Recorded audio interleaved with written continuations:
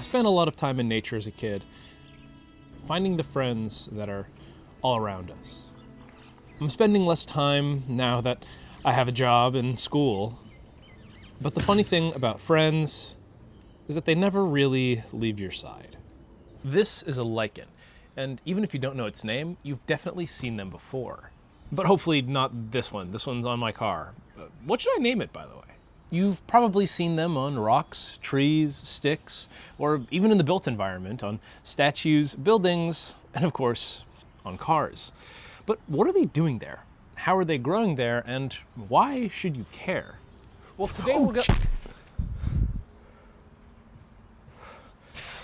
Today I'll be going over the basics of lichen, their role in the environment, their structure, and I'll even be talking with a real lichenologist. Hey, I'm Scott LaGreca. I'm a lichenologist here at Duke University. Touching on the more complex aspects of lichens. I hope you enjoy. Let's start with the simplest, most obvious question. What is a lichen? For the majority of history, lichens were seen as one organism, a plant or algae. True for scientists, and before scientists, lichens were just quirky plants. This was until 1867 when a Swiss botanist, Simon Schwendener, got his hands on the funny plants. I love IKEA. Schwendener was tasked with developing methods to study herbarium specimens under the relatively new technology of the microscope. Classically trained in plants, algae, and fungi, the natural progression was the lichen. Now, imagine you're Schwendener. You know what they look like by heart, and upon looking at a lichen, you notice something. Two distinct tissues. Now, this isn't necessarily uncommon, but that's not all. They're familiar. Schwendener looked at more and more lichen, and came to an idea he thought was the only possible conclusion. Lichens are not just plants. They're not just algae. They're not even just fungi. They're composite organisms, algae and fungi. The dual hypothesis of lichens is born. Despite how obvious this dual hypothesis of lichens seems now, at the time this was a controversial idea and many brushed it off without a second thought. As we studied lichens more and more, the hypothesis was integrated into general consensus by about 1900, but it wasn't until 1938 when we proved 100% that the hypothesis was true, when we took an individual fungus and alga and returned a lichen. We gave a name to these two partners, mycobiont and photobiont. The suffix biont relates to the discrete unit of living matter, while the prefix relates to what the partner actually is, mycobiont for the fungal partner and photobiont for the photosynthetic partner. A bit later in the 60s, the story was updated again. Better microscopy techniques showed that the algae is not always an algae. The photobiont can also be a cyanobacteria. These bacteria are very much like algae in that they photosynthesize, but are not eukaryotes, so have a generally simpler cell structure. So history lesson over. For the past 150-ish years, we've known that a lichen is one fungal mycobiont and one photosynthetic photobiont. Except they're not! History lesson not over! Fast forward 50 more years to 2016, where a bunch of sequencing is done by Dr. Toby Sperbilia, one of the foremost experts on lichen, who had a particularly tricky lichenic enigma. Two lichen species, Bryoria fremontii and tortuosa. When sequencing both of these lichen, they found little to no difference, especially not enough to be considered different species, which is strange because one was yellow and one was dark brown. Strange, but maybe it's differential gene expression. Think identical twins who have the same genome but might differ in small ways. Lots of micro things dictated by the environment or by random chance can affect how DNA gets turned into RNA, causing this difference in gene expression. Naturally, the researchers follow up on the similar genomes by looking at the RNA. And wouldn't you know it, son of a bitch, it's more similar. I can't exaggerate how extremely strange this is. Going back to the identical twins example, except now their RNA is the same. They have no nuance in their expression and are effectively carbon copies cell for cell. The caveat being, one is normal and the other has Wolverine claws. Okay, the researchers say. In our initial analysis, we only included our algal and fungal symbionts to avoid contamination from other things. I didn't mention this before, but these were wild lichens grown in the environment, which is famously non-sterile. The scientists say, let's relax our parameters to all fungi. We've already done all the sequencing work, so we might as well. And what do they find? extra material in Tortuosa that was not found in Vermontii. And the kicker is that this material codes for the toxin responsible for the brown pigmentation. The researchers come to the conclusion that this material is from another fungus living in the lichen, a yeast given the structure of the RNA and DNA. But maybe it's a fluke. They start sampling other lichens. First one has a yeast. Second one also has a yeast. They expand their search to Europe. Still more yeast. They expand their search to 52 fungal genera across 6 continents. Still more yeast. Unbeknownst to all of us, yeasts and lichen was the norm. Lichens are actually like complex ecosystems, right? And so there's a lab, Francois Luzzoni's lab here at Duke, that studies like fungi and bacteria that grow within the lichen thallus, because just like us, you know, we have different organisms living inside of us and on us. So yeasts, those basidiomycete yeasts, very interesting things. Sperbiel himself admits that maybe the whole thing was overstated a little bit in terms of them being like a member of the symbiosis, and that all lichens have them. But there's a lot of them that do have them, and some that don't, and they're thought to have something to do with like the biochemistry, the secondary products that the lichens make. I looked into this claim after talking with Scott, and he did walk it back quite a bit. In a sort of follow-up paper in 2021, it was stated that it was in fact the lichen fungus producing these chemicals. It's still a bit messy, but what we can say for sure is that most lichen are in fact 2 fungus and 1 photobiont. So we know what species make up a lichen, but what shape are they? Personally, they remind me of the lichen subscribe button. For real though, if you imagine something like this or this sort of green in color, then congrats, those are a couple of shapes that lichens take. This one has lobes that kind of look like leaves, so we call them folios. This one is sort of like a shrub, so we use the Latin word for shrub. Fruticose. And then there are ones that are sort of crusty and flush with what they're growing on. We call them crustose. But there are many more shapes and colors which lichen can take. But yeah, you get things like umbilicate lichens, which they have an umbilicus, so they're kind of leafy, but they've only got one point of attachment. It's a kind of foliose lichen. And you have squamulos, where there's like little flakes, so they're kind of like folios, but they're just little flakes. Subfruticose is like kind of foliose, but it's curling up off the substrate. A lot of books you read will just break them down into crustose, foliose, and fruticose. And I got any fun colors? Like I know obviously green's the big one. There's like some pitch black ones, which are interesting. There's orange ones, which are, a lot of them are in a group called the tealoschistales, which, and they're out in the sun, so the bright orange like reflects the UV. It has these anthraquinone pigments in it. Blue or purple ones, or? No, I don't think so. Bluish ones, because the ones that have like cyanobacteria will have like bluish. Secondary chemicals can alter the green color to yellow, orange, red.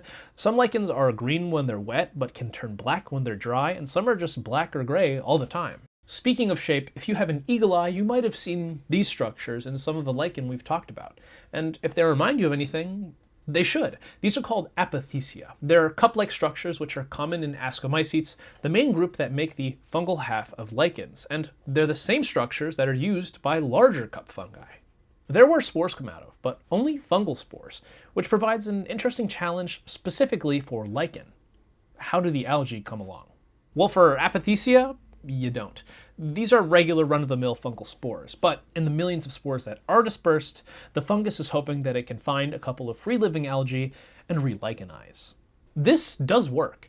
If it weren't the case, lichens wouldn't make these structures, since they're super energy intensive. This is also true of a similar structure called parathecia, which are kind of like apothecia, but instead of being like a cup, they're like all the way around. They tend to be better at protecting the spores, but maybe have a trade-off with also dispersing the spores.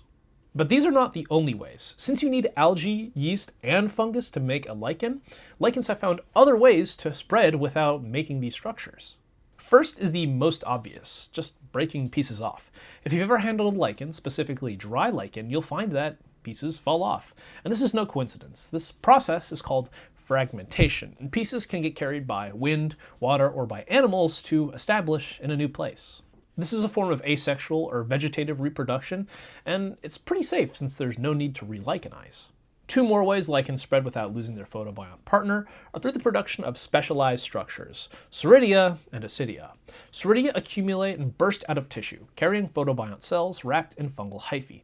Ascidia are protrusions of fungal growth, but it's the same idea. Algae or bacteria wrapped in hyphae. It's good to use one of these like hand lenses. So this is a 10x hand lens, so you can see them with your naked eye, to be honest. But sometimes, so you can tell if the lichen's reproducing asexually, which are Soiridia and Ascidia are the two propagules. But to tell them apart, you usually need like one of these, if you know. Microscopes bring us to our next topic, lichen morphology. What do they look like on the micro scale? You can see a few main layers, the fungal cortices, an upper cortex, lower cortex. Some also just have an epicortex where yeast live, but they can also just live in that upper cortex without the specialized tissue. The cortices are the sort of skin of the lichen, holding the other parts together. The algal layer is where, and you'll never believe this, the algae are. It's intertwined with hyphae, which take sugar and return other nutrients. And lastly, the medulla, which holds the majority of the lichen's water. There's only 4 parts, and I wondered if there were any more.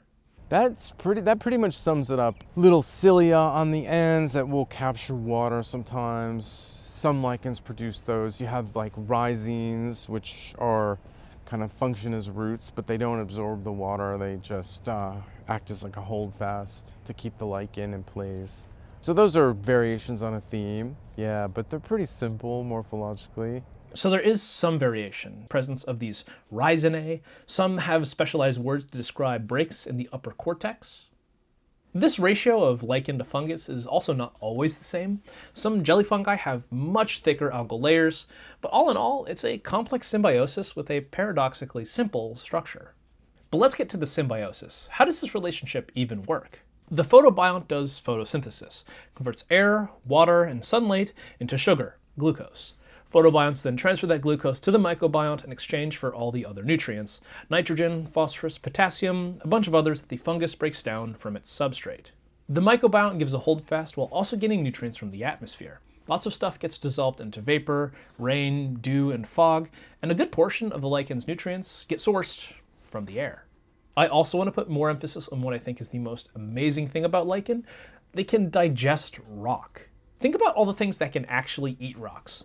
Not chickens, which use them in lieu of teeth. Not plants, which, if you want to be annoying, soil is just really, really tiny rocks. Lichens are amongst the very few group of organisms that can digest and process the mineral components of rock.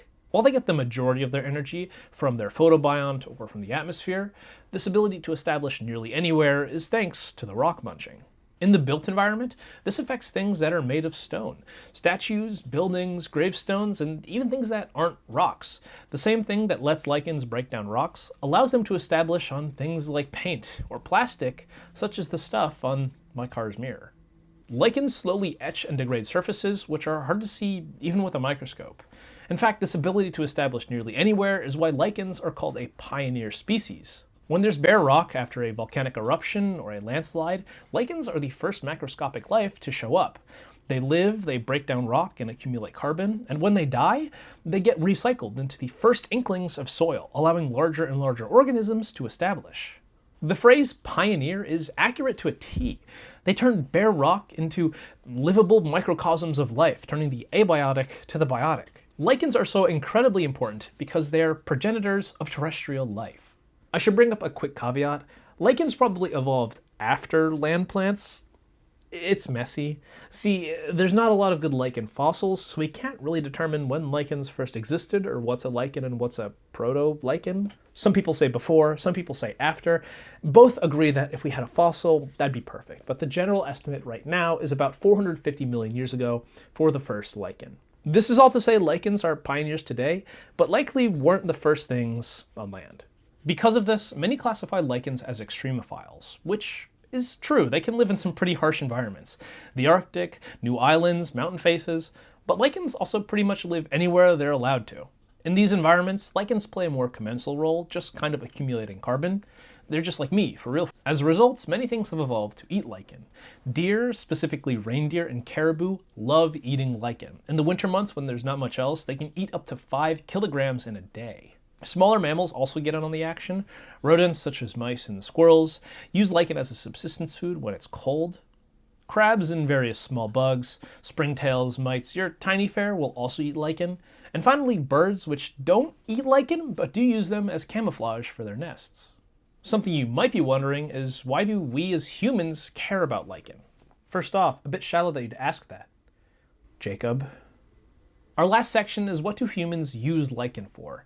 We're going to do this quickly, so we'll call it the likening round. The lichen...